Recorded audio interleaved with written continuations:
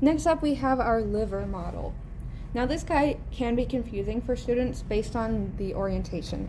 We're actually looking at an inferior view of our liver.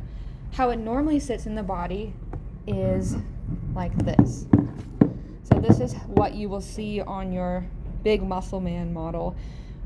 The inferior vena cava is going to be more posterior, and then this side is anterior. So what we've done is we flipped it over and also rotated it so that now the inferior vena cava is up here.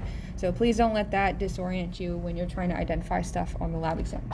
I bring that up because we have separate regions of the liver that are named based on anatomical position. Only now we're not looking at it from that anatomical position. So let's start with our left lobe.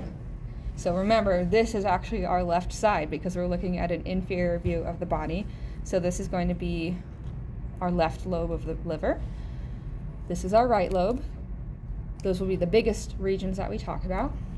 We have a quadrate lobe, which is roughly quadrangular. So that's how we remember it. They both start with a Q and it describes its shape. It's also sitting right next to our gallbladder in green. So quadrate goes with gallbladder. And then our fourth lobe is the caudate lobe. It's going to be the smallest guy, and it is tucked right next to that inferior vena cava. So make sure you can identify all of those lobes, as well as our gallbladder. In addition, we have a little ligament here that's cut off, but this stuff in white is part of our falciform ligament. That's going to help anchor the liver to the underlying tissue.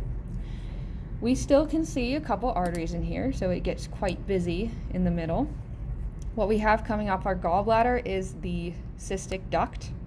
So this is a connecting system for all of the bile circulating the liver.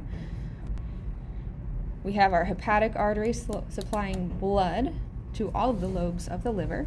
And then we also have, in kind of blue-gray here, our portal vein. And we'll talk again about that portal system in a separate video. And so in summary, definitely want to be able to identify your lobes, plus the gallbladder, plus your falciform ligament, and above all, you need to be able to orient yourself. So we can use the position of the inferior vena cava to understand that we're looking at kind of a bottom-up view, an inferior view of the liver, and use that to identify your right versus left lobes.